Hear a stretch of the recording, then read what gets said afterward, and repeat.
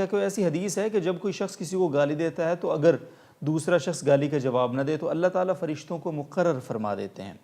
جو گالی دینے والے کی طرف سے اسے جواب دیتے ہیں اور اس پر لعنت بھی کرتے ہیں؟ ایسا کچھ ہے؟ جی، اس طرح کی ایک روایت مسند احمد میں موجود ہے جو حضرت ابوبکر رضی اللہ تعالیٰ عنہ کا واقعہ ہے کہ آپ صلی اللہ علیہ وسلم کی موجودگی میں کسی شخص نے ان کو برا بھلا کہا تو انہوں نے خاموشی اختیار کی. آپ صلی اللہ علیہ وسلم نے ان کو دیکھ کے تبسم فرمایا. دوسری مرتبہ اس نے پھر برا بھلا کہا.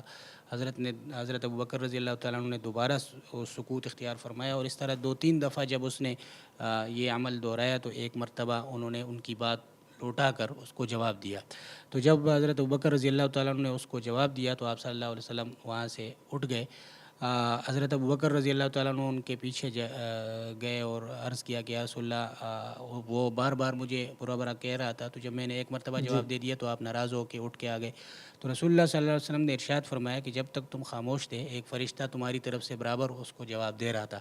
لیکن جب تم نے جواب دے دیا تو وہ فرشتہ چلا گیا اور شیطان آ گیا درمیان میں، اس لیے کہ اس کو اب امید ہو گئی کہ وہ اس معاملے کو اور آگے بڑھا کے جھگڑے تک پہنچا دے گا، تو اس لیے وہاں پھر کوئی خیر باقی نہیں رہا تو میں اٹھ کے آ گیا. تو اس کے بعد آپ صلی اللہ علیہ وسلم نے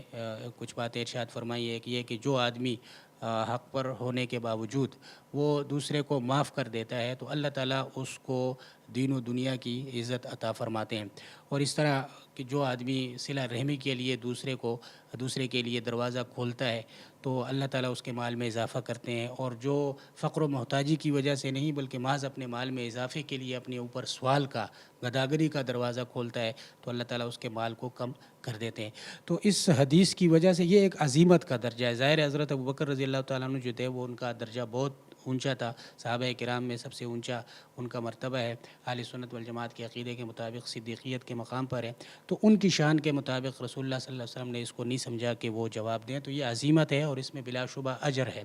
لیکن اگر کوئی آدمی